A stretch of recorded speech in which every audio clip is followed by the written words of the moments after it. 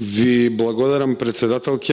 Овој амандман ни е од висок приоритет и апелираме до мнозинството да биде прифатен, затоа што сметаме дека е крајно време да се направи нешто вакво, а тоа е да се подобри ситуацијата во однос на жртвите со семејното насилство и нивното сместување. Тоа со предложениот амандман се предвидува прераспределба на средства во износ од 37 милиони денари или околу 600.000 евра како надоместок за привремено сместување на жртвите од семејното насилство. Во Македонија постојат само 11 шелтер центри, од кои дел се руинирани, неопремени, нефункционални со крајно ограничени капацитети кои никако не можат да одговорат на растечкиот број на жртви на семејно насилство за кои државата мора итно да преземе мерки. Економската зависност и необезбедениот кров над глава представуваат најголеми и најсуштински пречки за жртвите да го напуштат насилниот дом и да започнат нов безбеден живот.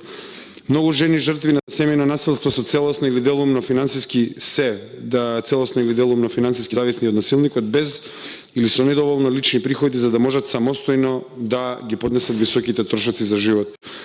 Ово особено значи дека тие немаат пристап до средства за изнајмување или купување на сопствен дом, како и многу категории на граѓани во нашата држава, ниту пак имаат сопствен имот кој би можеле да го искористат како основа за нов почеток. Во вакви услови изборот е да останат во насилна средина, не е пожелниот избор, туку примораниот избор за жртвите. Без конкретна финансиска поддршка и обезбедено домување, жртвите остануваат во зачаран круг на насилство со сериозни последици врз нивното физичко и психичко здравје, како и врз децата кои растат во таа средина.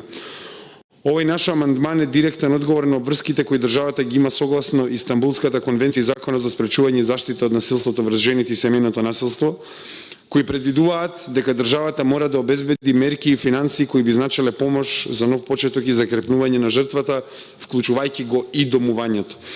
Апелираме до сите пратеници на владачкото мнозинство да го поддржат овој амандман и да покажат дека безбедноста и животот на жртвите на семејното насилство се над партиските интереси.